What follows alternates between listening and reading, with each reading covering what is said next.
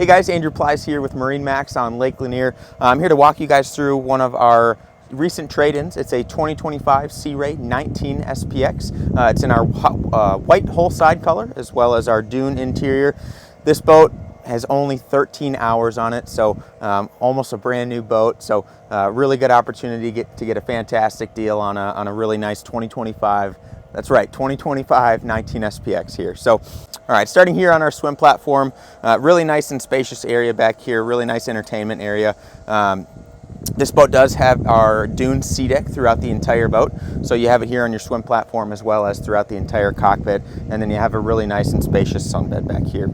Moving into the cockpit, you have a really nice L-shaped seating right here with a flip back seat, so you can either sit here on your port side, you can either sit forward or you can flip it up, and now you can sit aft.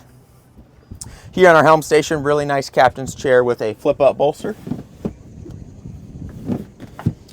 And then here you're going to have your Fusion audio system as well as your Simrad multifunction display. So that's going to have all of your Mercury data, your chart plotter, as well as your depth finder and fish finder. Moving up into the bow, really nice and spacious seating. And then further forward, you will have your anchor locker up front.